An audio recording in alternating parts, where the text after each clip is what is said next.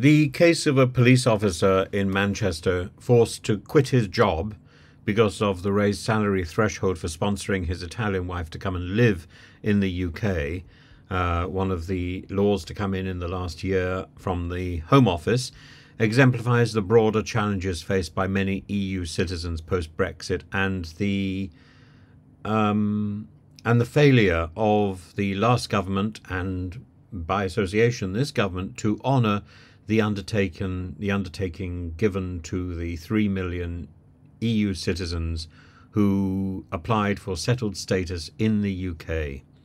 The increase in the sponsorship salary threshold from £18,600 to £29,000, with a future target of £38,700, significantly impacts those in lower paid public sector jobs like police, like teachers. This policy shift contradicts the initial assurances given to EU citizens regarding their rights post-Brexit. For Danny, who is interviewed in The Guardian today, who has settled status, he has a PhD, he's been training to be a detective, and he's progressing well with his career. The new requirements mean he cannot reunite his family in the UK.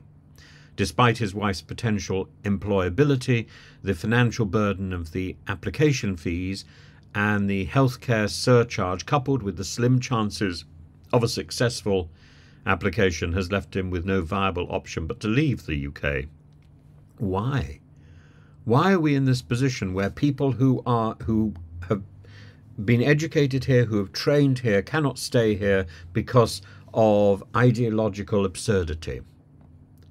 And it's not being repealed by the Labour government. It should be the first of a number of things that are repealed immediately. The broader implications of this policy are significant. It affects the recruitment and the retention of skilled workers in crucial public sectors like the police force, potentially leading to a shortage of qualified personnel. Campaigners argue that the policy undermines the fundamental right to family life, making it a privilege only for those who earn sufficiently high incomes. It's an horrific law. The Home Office's response, emphasising that each application is considered on its merits and deferring policy decisions to the new government, offers little immediate relief, particularly when the application itself costs so much. The ideology underpinning these policies remains influential, and any change in the law may not occur swiftly enough to assist individuals like Danny. Ultimately, this situation highlights the urgent need for a reassessment of the immigration policies to align with the practical realities faced by many EU citizens and their families in the UK. The promise of unchanged rights post-Brexit must be honoured to maintain trust and to support the diverse workforce essential to our country's public services.